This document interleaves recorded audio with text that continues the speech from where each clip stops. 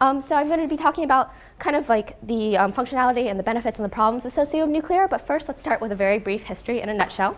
So between 1895 to 1945, that's when really cool people were developing nuclear science. So people like Madame Curie or like Fermi, etc.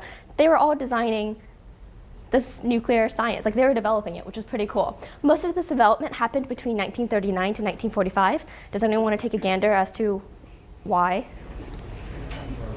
What? Manhattan Project? Yeah, exactly, but what field? The Manhattan Project, which is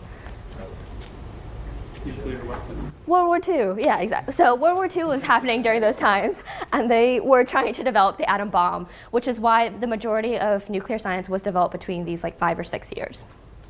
Then 1945 to 1960, they've entered a phase of like, well, the war's over, now what do we do with ourselves? So luckily they decided to redirect this science into using it for energy and harnessing it in a controlled fashion. So mainly the focus was actually for naval submarines, but they also realized like, we can use this for like energy as well, for electricity as well. So there's a lot of really cool things that happened in between these years. So in 1951, the first nuclear reactor to produce electricity was the experimental breeder reactor, the EBR-1, was developed and designed and operated, and it actually kind of worked. It was created by Argonne National Labs, which is in Idaho, and they actually still exist. So if you want to go work there this summer, you totally can. And then in 1953, President Eisenhower, he created something called Atoms for Peace.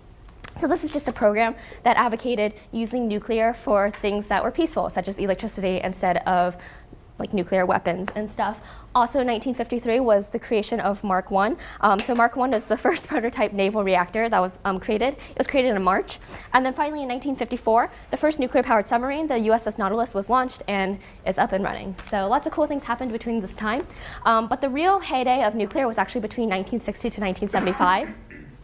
So during the span of 15 or so years, this was like the real commercial energy boom. People like Westinghouse were creating nuclear reactors. I think their first one was called Yankee Rowe. It was a 250 megawatt electric nuclear power plant, which is like not insignificant for like a time like the 70s.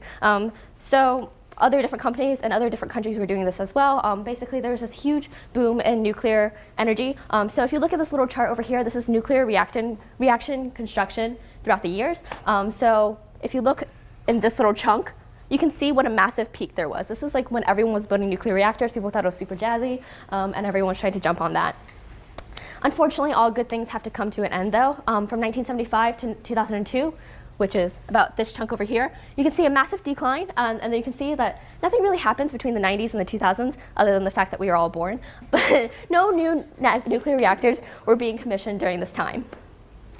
And then today, we're kind of, I say we're back, but basically we're entering what people like to call a nuclear renaissance, which is between like this chunk over here. You can see that there's been a slight increase in nuclear reactors being produced, but basically there's been a whole new push for creating more advanced reactors. And currently, China, India, and South Korea, they are the main like players in this game.